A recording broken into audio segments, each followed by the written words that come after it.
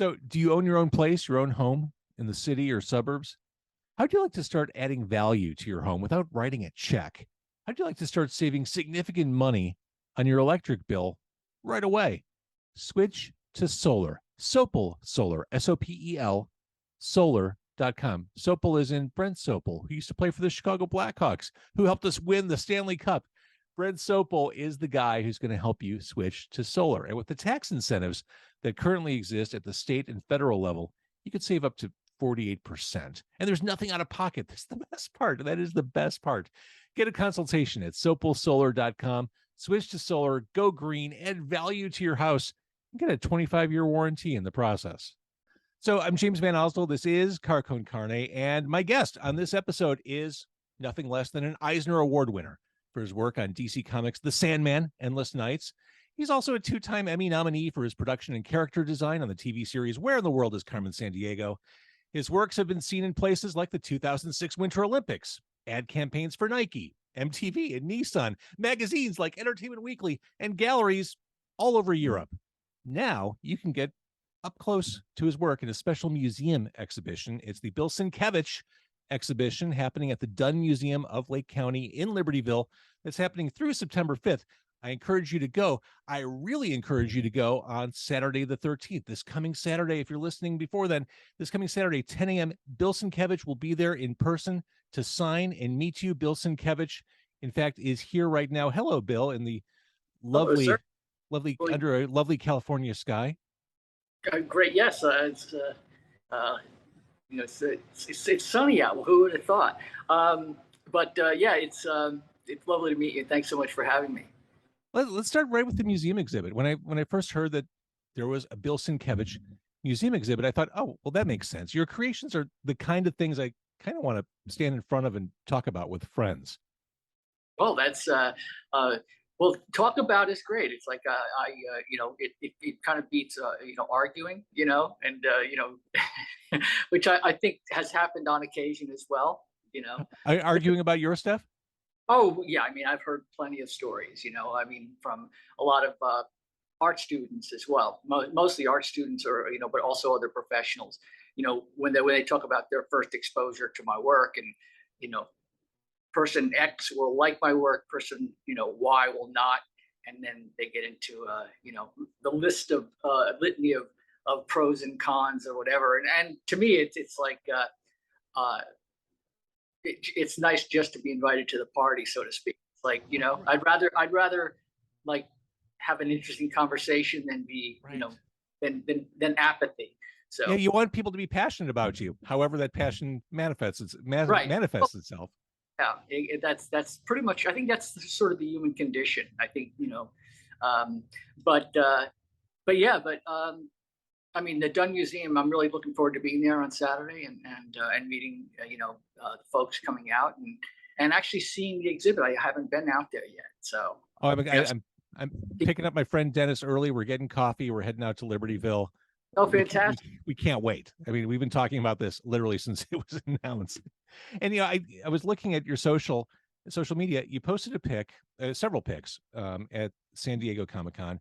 There's a picture with you, Jim Lee, Frank Miller, and the Riddler, Paul Dano. There's another pic of you photobombing Neil Gaiman and Frank Miller. You look super happy in these pictures. Are cons and these kind of up close and personal gatherings still fun for you?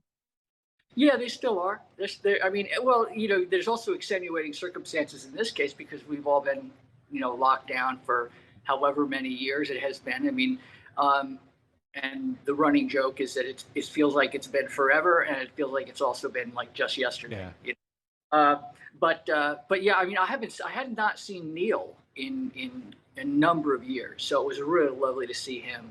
And it's always lovely to see Frank. Frank and I see each other much more frequently, and we always have a wonderful time. So to be with the two of them and catch up.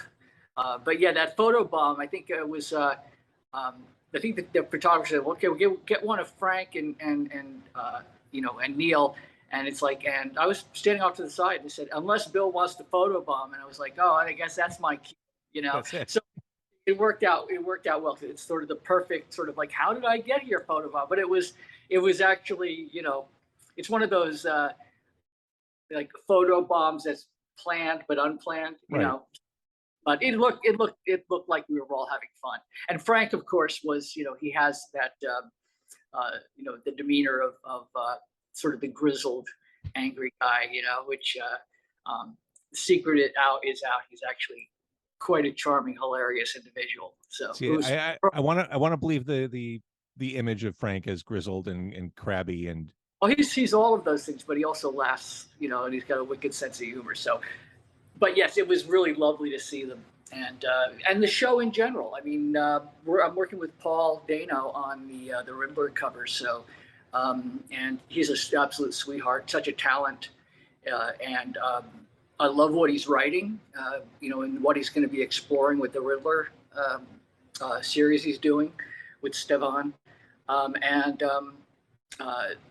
you know, and again, just like I said, just seeing people I have not seen in ages, because I can be very much be an isolationist and very introverted, you know, where it's like it takes me forever to get to a place, and then once I'm like, you know, I don't want to go to a party, I don't want to go to a party. I drag to the party, and then it's the sun's coming up, and I'm the guy with the lampshade on his head, going like, I don't want to go, you know. It's like there's a very weird paradox in there somewhere. oh, and I completely get that. I mean, as a podcaster working in isolation, Yes. Like you kind of your head down all day. You're not really talking to people, moving. I mean, your craft is solitary. Yeah, yeah. I mean, and even when I'm sharing a studio space with someone, or even if I'm at a convention, I'm signing or doing drawings in front of people or whatever, it's sort of it's simultaneously solitary and also, you know, just having the energy of people around you is really wonderful. But the real trick is when you know, I'm back alone in my studio and there is no diversion whatsoever from, you know, my head. It's like there's, you know, it's I mean, some of my friends have actually, you know, gotten to the point where they would, you know, have the phone on, you know, or chat, and they'd be working and chatting with their colleagues just to have another entity Right. there. So, it's hard to talk about comics in the present day without talking about television and movie expressions. We mentioned Neil Gaiman. I mentioned the Eisner Award. Have you watched Sandman on Netflix yet? I've watched the first episode. It's fantastic. Yeah. You know, Spoiler warning, it's amazing. It is yeah. it is everything. I mean, that's the payoff for all the waiting and false starts. That's it. I mean, the dialogue is lifted straight from the page. The panels are there in fully. Oh, well, I think part of that credit is due, I think, to the fact that I think Neil did his own screenplay. I mean, I might be mistaken on that, but or if it's not, I've got to look through the credits again. But if it's not Neil doing, you know, a transcription, so to speak, you know, it's somebody who's really, you know, wanting to adhere to what he's done. I mean, it's you know, there's always the idea of like a faithful translation. I mean, I've had my experience with sort of inspired by and faithful translations of things, or not so faithful translations, or, you know, we took a little bit from this, a little bit from that, and kind of made it into a goulash. But the fact that the response has been so absolutely phenomenal, I'm so, you know, so happy. I mean, when I saw Neil, we were sitting together and talking, and he was, you know, we were just catching up, and I just said to him, you know, because I've known Neil since before he was sort of Neil Gaiman, you know, Right. and hang out in the UK and elsewhere, and so I just said, look, I love you, and I'm so proud of you. I'm so happy for you, and you know, I felt like I was being sort of the avuncular, you know, guy, but it was just it's so wonderful to see somebody that you care about, who's so talented, be very, very successful in such a profound way, because his work has touched so many people.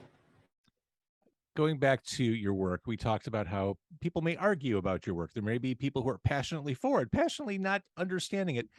I love this quote from you, and it says so much about the work you do. For people who don't know BILL SIENKIEWICZ, I pursue the emotional truth of something as opposed to simply the visual truth.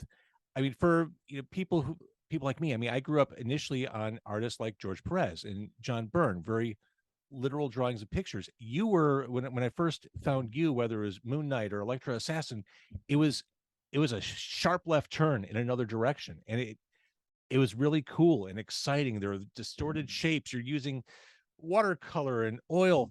I talk a little bit about your approach and how you found your voice, so to speak, as an artist. Well, I think that's an ongoing process. I think I'm still finding, it.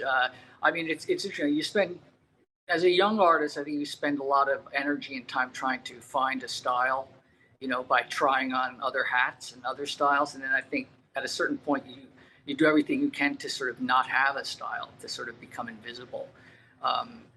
All the things you sort of gravitate toward and covet are all the things that feel like they're the hamstring aspects of it. It's like I want to get lost and get moved out of the picture so that the work and the story I'm telling can be like everything. So yeah, but in terms of part of what drives me is also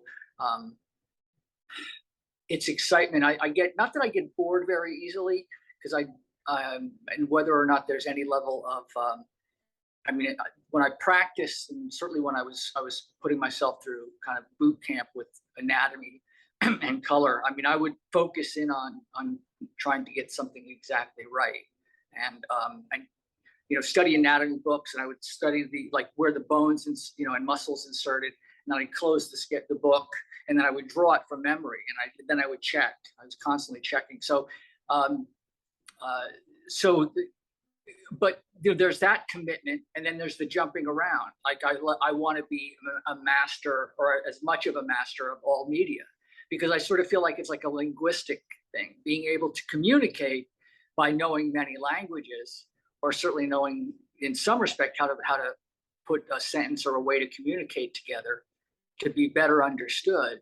I look at different eras of art and different knowledges and different disciplines as a way to facilitate that, to be able to communicate better. So I realized that drawing for me is sort of the mechanics of it. It's that's sort of like the barest minimum of what is necessary to be able to draw something to look like what it's supposed to be. Oh, that's a car, that's that person, or that's whatever. And but to draw a dilapidated building using a ruler, or drawing it with a piece of burnt charcoal and drawing crooked lines and roughing in a brick pattern or whatever.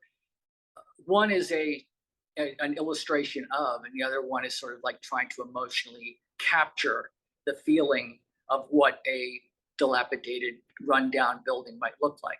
And it may have no straight lines whatsoever, because it might feel old. So that's sort of what it's more of a jazz approach, I suppose. That's a great way to describe it. Again, the Dunn Museum in Libertyville, the exhibit's going through the 5th of September. You can meet BILL SIENKIEWICZ on August 13th at 10 o'clock in the morning. He'll be there for 2.5 hours signing stuff and meeting people, which is super cool. Talking about those dilapidated buildings you may be drawing, a lot of what really attracted me at first, and still to this day attracts me to your work, is your ability to kind of capture the dark side of the universe. I grew up loving your Moon Knight stuff. I think one of my favorite comics covers of all time is Batman 400, which you did. Yeah. I mean, that jumped off the spinner rack, to put that in a time and place. But that was one of those books where that just leapt out at me and said, "Buy me." And I remember staring at it. I mean, that issue in general is just awesome, but that cover is, that's the gateway, right? That was awesome. So along the lines of Moon Knight and Batman, The Shadow, I'm guessing that you lean toward that stuff, or do you kind of get hired to do that stuff? Like, what's your preference as far as like creating stuff and character drawings? Well, going toward the dark side of things, I mean, I've always been intrigued by the subconscious and subliminal things. I mean, dark things were intriguing to me, probably because this medium tends to attract people with unusual backstories, so to speak, origin stories. So, like, the idea of escape is part of the DNA. So, and I don't think, you know, it's like you talk to a lot of comedians, you know, they've sort of had a really rough upbringing. So that a lot of comedians who are incredibly funny can also do incredibly dark, dramatic roles, you know. So, so I think that was in there. But at the same time, you know, there's the obvious approach of you know, addressing an image, and then there's the understated, more subconscious way of, you know, showing it, or not showing something, letting the suggestion of a certain degree of violence, you know, or aftermath sort of come out. But I do love, you know, playing up and down the scales, you know, because it's like, I certainly probably in more of my, you know, teenage angsty years, I think I probably delved way too deep into the sort of hand to my forehead, you know, like dark stuff. And then at a certain point, you know, I kind of felt, for me, I can't live like that. I can't. It's like there's got to be some light on the other side. Sure. So if there's joy, it's like I want to be able to encapsulate that as well. Because one of the great misconceptions is that, you know, if art comes from pain, then if you go into like a therapeutic situation where you're working through things, that once you alleviate or work through or expunge that pain, then your work will suffer, you know. And that's, to me, that's just hogwash. It's like, if anything, I think it's a liberating thing to, because what happens is that all of the things that might have driven you no longer drive you. It's like, it's not the tail wagging the dog. You can, you know, be all of who you are. So, and I think anything that can free you up to create is a good thing. You know, there's a lot of conceptions or you know, thoughts of you know, people like Janis Joplin or Jimi Hendrix, where they would talk about, you know, certain drugs that they would take. You know, it's like that their music or their artistry came through the drugs. You know, and I don't agree with any of that. I mean, not that I've never done any heavy drugs at all. Probably, you know, just the ones that are all legal now. I mean, I've done those, but the idea of the artwork for me is the drug, and I don't want anything infringing upon that. So you mentioned playing the scales. You mentioned jazz. You mentioned Janis Joplin, Jimi Hendrix. I'm guessing you're a music fan, Bill Sienkiewicz. You know, as I'm listening to myself talk, it's like I am and have been for many years. But I find that when I'm working lately, it's like I'm there's a lot of silence, or there's some like news in the background. I think I'm going to have to sort of pull out some music to work to again, because I get into a zone where I'm creating, and especially if I'm listening to certain tracks, or especially soundtracks, or certain musicians that have a kind of a mantra to their work, that there's a light that repeats after a certain period of time. And I find that a lot of it, if it syncs up with my own circadian rhythm, where I kind of go into the zone and then out of it, it's like hours and hours can go by. And I mean, there was a period when I was working with CDs. Hey, so all the kids who don't know what those are, look it up. Where I'd like setting up the 24 CD changer and programming in like how many times you want to I could listen to the soundtrack to Blade Runner, 8 or 9 times in a row, or the Bounty or whatever, and it was just, I would just get into that groove, or to Dollar Brand, Archie Shepp and Dollar Brand. I mean, listening to those guys. I mean, Abdullah Ibrahim is what he goes by now, as opposed to Dollar Brand. But there's certain musicians and certain vocalists as well. Like I could listen to Sade, or Dinah Washington, or it really depends on where I'm, looking for, something to facilitate getting into that groove. I totally get it. I work from home, and I find I love music. I find I can't listen to my favorite stuff when I'm working because lyrics are distracting to me. So I listen to tons of scores, tons of soundtracks. I mean, just 2 hours ago, I was listening through The Fog by John Carpenter, the score to that. he's an amazing, I mean, musicianship, that he has. I mean, I know that like for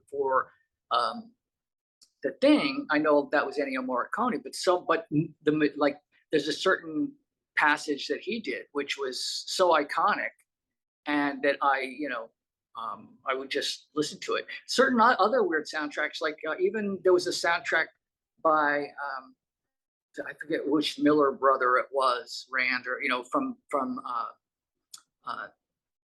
from Myst. It's the video game. There was, Oh, right. it was really kind of almost like an immersive, oral by oral, AURAL, sort of echoing kind of soundtrack. So that kind of puts you in a place. Yeah, I totally get it. I briefly mentioned Electra Assassin, which is, that's a lot of people's touch point when they talk about the work of Bill Sienkiewicz. What was your favorite project that maybe didn't hit the critical mass of Electra Assassin? One that flew under the radar that you thought, oh, this was me on the page, and I wish more people had seen it. Well, I think probably to an extent, I'd have to say, Stray Toasters, which is 100% mine, and the one thing I will say is that I would have loved for it to, I mean, it sold very well. And there are the fans who are fans of it are rabid fans, and they're very committed to it. But because it was my own thing, it was more of a science fiction thing. It wasn't with superheroes or capes or anything else. And I'd also dealt with topics that were very close to me personally. So I felt like I was sort of doing my Robert Crumb, Harvey Pekar, but sort of mashed up through, a history of modern art, in terms of all of the influences I mentioned. But I realized how much I want to kind of get back to that again, doing more and more of that. So that's been on my my radar, or my calendar. I'm just trying to get caught up on a couple of other things so I can actually dive back into that. It's like, oh yeah, I remember how much fun I used to have just doing comics. Right. Going back to comics and television, there I was watching HBO Max a week or so ago, watching the fantastic documentary on Milestone Generations, Yes. where you are singled out as an artistic, influential deity. Oh, I saw. I just I saw it, and I was just so proud to be included. I mean, all of those creators are just wonderful people, and it's like, and I'm always blown away by they changed the game. So to be included at all in that, but at the same time, I found out some news watching it that apparently they came to me to do the poster, and as the story goes in in the documentary, it wasn't seen. It was sort of tucked away and hidden by some retailers or whatever, which was very kind of telling and disappointing in terms of the racism that they were being subjected to. That sort of even whatever position my work was supposed to give it in terms of credibility, the fact that it still had still had to fight. Right. But again, it's like they're constant inspirations for me. So hopefully, knock wood, that we're past that. But hopefully. It was nice to be mentioned. I will say that. My only problem with the documentary is that it was an hour long. I could have gone deeper, and I could have watched that for another hour and a half. Yeah, because they did such a nice job with that. They did a great job, and when one of the other things I really found fascinating, and one that I love, is that with the initiative, the Milestone Initiative, where they're bringing in new talent. Yeah, is things are so divisive now, or divisive, however you want to say it. It's like in terms of polarization, and people sort of being, quote, canceled and pushed out and left and right. It's nice to feel that I've always felt that comics are very egalitarian, that it's a medium for everybody, and it's a big tent. So, and from day one, I've always felt comics can do anything. You could have something like Peanuts, something very silly and lightweight, and I'm not saying Peanuts are that, but I'm saying you have something very cartoony, and then you could have something very sort of dark and realistic or gritty, and all of that is within, a medium that utilizes frames. It's sort of like the analogy I used to use was that it'd be like saying that the only kind of movies that actually are okay are Disney movies. Then it's sort of like, well, what about like Citizen Kane? What about all of these other, The Godfather, you name it. No, no Kurosawa or whatever. It's like ridiculous. So, Well, so I've just my evangelist rant. So, well, as far as being egalitarian, being this big tent that welcomes people, I'm sure as you go to cons, and I'm sure you'll hear it at the Dunn Museum, people will approach you and say, how do I do this? How do I become Bill Sienkiewicz? How do I break in? I'm sure that's a common question. I guess maybe the other side of it, or the better way to ask it, is how do people find that voice? What's the best path for them? I think some people are so focused on the finish line they kind of forget about the steps in between. Great, just what you just said right there is sort of the key. It's like you if you're too busy focusing on the finish line, you're missing the process, and it's really all process. It's like if you can, and this is a kind of a key to life in general, is to be in the moment. It's like that is so hard, and just be where you are and just concentrate on doing. It's fine and understandable to sort of have an idea of where you want to go or like have a plan or whatever, but while you're working on something or doing something, it's really great to sort of just savor, where you are. And that includes, like, if you're in a really uncomfortable place, where it's like, I cannot deal with this right now. It's one of the great challenges is to sort of sit with some of those uncomfortable feelings and work through them, because there is a tendency to want to run away from things. And I think that certainly as an introvert, I found that a lot of my disappointment or anger in terms of my own drawbacks or inability or lack of ability in terms of work, my way of dealing with it was to double down. It was like, okay, I'm not going to run away from this. It was like, there was some things that happened many years ago where I would be nervous about something, and I thought that's a signal to me. It's like, if I'm afraid of something, I need to go toward that. Mm-hmm. Didn't like the idea. Like, I was petrified of painting. But I also didn't It seems unthinkable to me as I'm talking to you. I can't even imagine that. Well, I felt like there was so much to learn. But I think I do remember, it's like there was just this moment I had as, like, 16 or 17. I thought, I don't want to be that guy on his, deathbed going like, I really wish I'd taken a painting. It sounds silly, but like, that's the thing. When people come to me and they ask me, how do I do this? Or how do I become this? It's like, one, if you have to ask, you're not going to do it, because it's like, it has to be an obsession. It has to be something innate and inherent within you to sort of like, I'm going to do this. And you can't create that. It's like, it's sort of built into that person. You can sort of help them out, and in terms of supporting them, but you can't do it for them. Right. And the other aspect of it is, just you will find your way. It's like, by the number of different choices, influences that you gravitate toward, things that you do or don't do. And part of the do or don't do is also being able to defer payment, defer pleasure. It's like, there were plenty of times during high school and college where it was like, my friends would call me up and they'd say, do you want to go out and, get hammered, And of course I did my fair share of that. Like, of course. But at a certain point, I was also, it's like, I'd rather just stay in and like, I'm having too much of a good time exploring what I'm doing.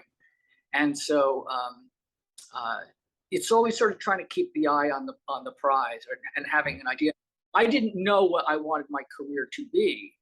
All I knew is that this was going to be the road that I followed, or the path, and I wanted to do well enough so I could continue to keep doing it. And so any of the things I've done with like multimedia or influencing people in any kind of a way, or working with some of the people I've worked with and on some of the projects I've worked on. Those were just things that happened, by virtue of the fact that I stuck to that, Right. to the goal of doing good work.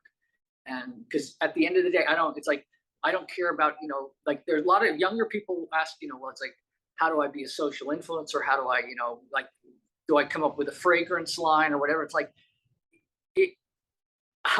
the most of the artists I get along with, it's like, whether it's musical, acting, or whatever, it's like writing, it's about the work. And it's like, and do the work. All that other stuff can be, noise and distraction, and it might be gravy, but it's not, it shouldn't be the prime mover.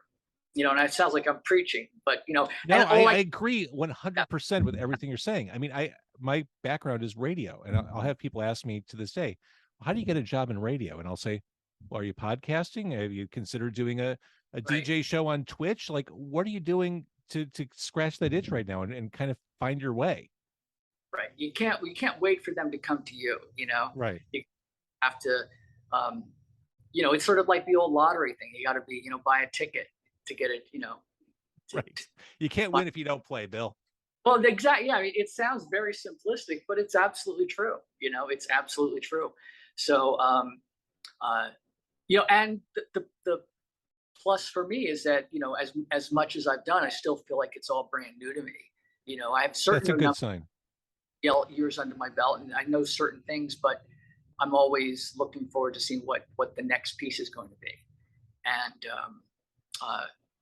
and that to me is the joy and sort of the goal that I look for is to continue to be able to do what I love doing, and I think, certainly I imagine you must feel the same way. For sure. Yeah. I completely relate. I monopolized enough of your time. We're going to see you at the Dunn Museum in Libertyville on Saturday the 13th. Before you go, I'm going to ask you something I don't think you've ever been asked. What did the New Mutants movie get right? Wow, it's so much. We could go off on a long thing. I thought they got the relationship between the characters right. I think that all of the casting was perfect. I thought that everybody from Blue to Maisie to Anya to Henry to Charlie, to, everybody, and everybody was just spectacular, And I really, really wish the film had done better. I know I've talked to Josh about this and the director. They were really hoping for it to do well, and the whole mishigash in terms of it being, on the schedule, off the schedule, with bringing that whole buyout from Disney with Fox. That was unfortunate, but I know that the second film was going to start with the introduction of Warlock, which perfect. Is that's classic Sin-KEV-itch right there, Warlock. Yeah, it was just felt too exciting, but it is what it is, and again, people who love the film love it, and it's like I thought it was a really valiant, wonderful film, and it was a small film, and I think that was the other. I think that there's a blockbuster mentality with a lot of the totally that really did not suit this film at all. It was a much more intimate film, and I think it should have been marketed that way. But woulda, shoulda, coulda, it's out, and and I'm still incredibly happy with it. It's super cool that it even exists. I mean, I think that about comics in film and television writ large all the time. Like if you had told 12-year-old me that we live in an age where Ant-Man is, almost 3 movies into a cycle, it's like this is utopia. Are you kidding me? Oh, it's so true. I mean, I still remember when Frank and Alan, and Neil, we would talk about the love we had for the medium and what we wanted to try to accomplish. We were like, we wanted the respect that we felt for the medium to be that the audience felt as well. We wanted their respect, and we wanted the readers' respect, because I certainly grew up, as the old man, that like, now it's like looking back at this when I still feel like I'm 15. That oh, you do comic books? It was like there was always this sort of dismissive kind of and this level of stigma that just felt like completely infuriating and like powerful enough to sort of stick in my brain and go like, okay, I'm gonna show you, and I think that probably there is something in every person who picks up a brush or a typewriter or a microphone or whatever. There might be a little bit of I'll show you, For sure. I mean, your response could be, are you kidding me? The Comics Code wouldn't even touch my stuff in the 80s. They wanted nothing to do with me. Oh, well, This there you isn't go. kid stuff. The Comics Code won't touch it. Say that because I was at when Legion, the second season of Legion, again, phenomenal series. That was a crazy cool show. Really crazy cool show. And I remember I was they were doing the photographs on the carpet, and one of the the entertainment shows, I forget which one it was, asked me, so like how amazed are you that it's like we're here in the second season of Legion, it's getting all this kind of positive response. I said, as you're asking me this question, I'm like flashing back and thinking I'm really kind of more stunned by the fact that Marvel let us do the New Mutant comic book. Yeah. That all of this other stuff out here with all the cameras and like, oh look, there's Aubrey Plaza over there, and there's Gene Smart, and there's Dan Stevens, and everybody else, and it's like and the cameras and people are just going nuts over the series. And meanwhile, I'm thinking it's like, wow, it's like what Chris and I were doing. We were just two guys who were just having a blast. So and they let us do it. They let us do it. I love it. Well, you've clearly followed your own muse for decades. We love what you do, Bill. And I can't wait to spend time arguing about your stuff on the walls. Can't wait to see you and see your fans. See your fans kind of just receive you on Saturday. It's gonna be so much fun. And I look forward to seeing you, and we'll try to keep the arguing to a minimum and just enjoy. It's just it should be hopefully a great day. Thank you, Bill Sienkiewicz. Well, thank you, sir. It's really great to meet you and talk to you, and hello to everybody out there. Look forward to seeing you on Saturday, folks.